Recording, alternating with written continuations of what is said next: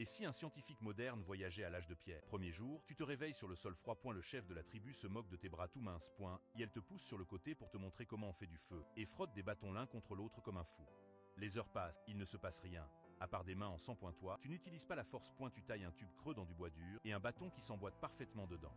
Tu rends le bord étanche avec de la graisse animale, tu places des morceaux de champignons secs à l'intérieur et tu enfonces le bâton d'un coup sec.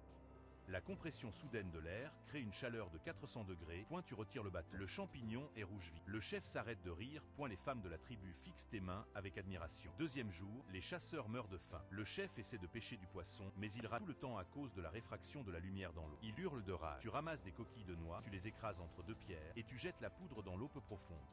Les saponines empêchent les poissons d'absorber l'oxygène et des dizaines de poissons remontent à la surface. Tu nourris toute la tribu sans aucun effort. Soudain, une des femmes court vers toi et te serre fort dans ses bras. Le chef te lance un regard noir. Troisième jour, un chasseur revient avec une énorme blessure. Le chaman essaie de la boucher avec de la boue. Tu fais fondre de la résine de pin collante avec du charbon de bois écrasé pour créer un mélange antibactérien. Tu refermes la plaie et tu la scelles parfaitement. Cette nuit-là, la femme du chef quitte son feu et vient s'asseoir tout près du tien. Le chef serre son gourdin de toutes ses forces. Première semaine, un homme préhistorique bizarre s'approche de ton feu. Il te demande si l'intelligence est ta force. Que serais-tu sans elle? Tu regardes de plus près. C'est Socrate. Tu lui tires une fléchette de sarbacane paralysante dans le cou et tu traînes son corps inconscient dans une grotte. Cette fois, il est parti pour de bon. Non, premier mois.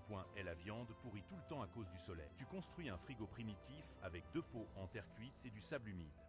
La viande reste fraîche pendant des jours. Ce soir-là, 3 femmes, dont la femme du chef, installent leur lit dans ta tente. Elles ne veulent plus parler. Le chef pète un plomb et fonce vers toi avec une énorme massue en os. Tu ne paniques pas.